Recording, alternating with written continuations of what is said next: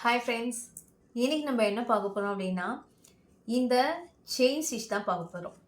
So இது நீங்கள் என்னன்னு பார்த்தீங்கன்னா நார்மல் செயின் தான். இது வந்து நம்ம ஒயிட் கலரில் நான் இன்றைக்கி ஒரு செயின் வந்து எடுத்திருக்கேன். ஸோ நிறையா கலர்ஸ் அவைலபிளாக இருக்கு. ஸோ எல்லா கலர்ஸ்லையுமே இந்த ஸ்டோன் செயின் வந்து கிடைக்கும். ஸோ இதில் பர்டிகுலராக ஒரு டிப்ஸ் சொல்கிறேன்.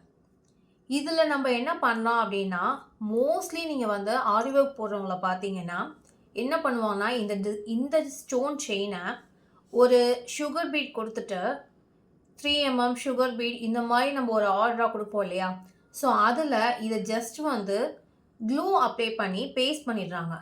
ஸோ இன்ஸ்டேட் அதுக்கு பதிலாக நம்ம என்ன ட்ரை பண்ணலாம் அப்படின்னா, அதை இந்த ஸ்டோன் இருக்கு இல்லையா, இதோட பிட்வீனில் ஒரு சின்னதாக டாட் மாதிரி கனெக்டிங் இருக்கும். ஸோ இதில் வந்து நம்ம ஜிக்ஸாக்காக வந்துட்டு அந்த சில்க் த்ரெட்டால் நம்ம போட்டுட்டு வந்தோம் அப்படின்னா ட்ரை பண்ணும்போது ஒரு யூனிக் லுக் அது கொடுக்கும். ஸோ இதுவும் என்னென்னு பார்க்கலாம். ரெண்டுமே சேம் ஸ்டோன் செயின் தாங்க. ஸோ என்ன டிஃபர் அப்படின்னு பார்த்தீங்கன்னா, ஸோ நம்ம ஃபர்ஸ்ட் ஒன் பார்த்தது என்ன அப்படின்னா ஸ்டோன் வச்சு செயின் வரும். ஸோ அதை தான் நம்ம ஃபர்ஸ்ட் ஒன் பார்த்தோம். ஸோ இது செகண்ட் ஒன் வந்து நீங்கள் என்னன்னு பார்த்தீங்க அப்படின்னா பீடு.